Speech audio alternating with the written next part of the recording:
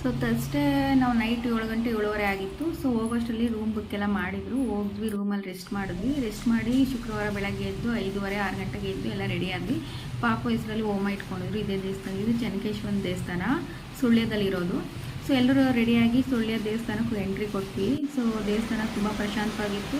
ಮತ್ತು ಅಲ್ಲಿ ಹೋಗಿದ ತಕ್ಷಣ ಯಾರು ಅಷ್ಟೊಂದು ಇಲ್ಲ, ಫುಲ್ಲು ಮಳೆ ಇತ್ತು. ಸೊ ಅಲ್ಲಿ ಲೋಕಲ್ ಅವರು ಆಲ್ಮೋಸ್ಟ್ ಒಬ್ಬೊಬ್ಬರೇ ಬಂದು ದೇವಸ್ಥಾನದಲ್ಲಿ ದರ್ಶನ ಮಾಡ್ಕೊಂಡು ಹೋಗ್ತಿದ್ರು. ಸೊ ನಾವು ಹೋಗಿ ಅಲ್ಲಿರೋ ಒಂದು 3-4 ದೇವ್ರಿಗೆ ದರ್ಶನ ಮಾಡಿ ಆರತಿ ತೊಗೊಂಡು, ಸೊ ಒಂದೆರಡು ಫ್ಯಾಮಿಲಿ ಫೋಟೋ ತೊಗೊಳ್ಳೋಣ ಅಂತ ಎಲ್ಲರೂ ಫ್ಯಾಮಿಲಿ ಫೋಟೋ ತೊಗೊಂಡ್ವಿ ಪಾಪು ಜೊತೆ. ಸೊ ಫ್ಯಾಮಿಲಿ ಫೋಟೋ ತೊಗೊಳ್ಳೋಷ್ಟರಲ್ಲಿ ಪೂಜೆಗೆ ರೆಡಿ ಮಾಡಿದ್ರು, ಹೋಮಕ್ಕೆ ರೆಡಿ ಮಾಡಿದ್ವಿ, ಬನ್ನಿ ಅಂತ ಕರೆದ್ರು. ಹೋಮ ಕೂತ್ಕೊಂಡ್ವಿ. ಸೊ ಹೋಮ ಸ್ಟಾರ್ಟ್ ಆಯಿತು. ಸೊ ಅವ್ರ ಪಾಡಿಗೆ ಅವ್ರು ಹೋಮ ಮಾಡ್ತಿದ್ರು, ನಾವು ಪಾಪು ಎತ್ಕೊಂಡು ಕೂತ್ಕೊಂಡಿದ್ವಿ. ಇವನು ತುಂಬ ಸೈಲೆಂಟು, ಅವನು ಅಳೋದು ಇಲ್ಲ ನಾಗೋದಿಲ್ಲ, ಒಟ್ಟು ಹಸಿದ್ರೆ ಮಾತ್ರ ಅಳ್ತಾನೆ ಅಷ್ಟೇ, ಆಗಿಬಿಟ್ರೆ ಇನ್ನೇನು ಅಳಲ್ಲ. ಸೊ ನೆಕ್ಸ್ಟು ಇದಾದಮೇಲೆ ಹೋಮ ಎಲ್ಲ ಆಲ್ಮೋಸ್ಟ್ ಮುಗಿತಾ ಬಂತು. ಸೊ ಅಲ್ಲಿಂದ ನಾವು ರೂಮ್ಗೆ ಹೋಗಿದ್ವಿ. ಅದು ಅಲ್ಲಿ ಜೀಪ್ಗಳು, ಮನೆ ಹತ್ರ ಬಿಡೋಕ್ಕೆ ಜೀಪ್ಗಳು, ಜೀಪು 12:30 ಬರುತ್ತೆ ಅಂದರು. ಸೊ ಹೋಗಿ ರೆಸ್ಟ್ ಮಾಡೋಣ ರೂಮಲ್ಲಿ ಅಂತ ಹೋದ್ವಿ. ಹೋಮ ಎಲ್ಲ ಮುಗಿಸ್ಕೊಂಡು ಹೋಗಿ ರೂಮಲ್ಲಿ ರೆಸ್ಟ್ ಮಾಡಿದ್ವಿ.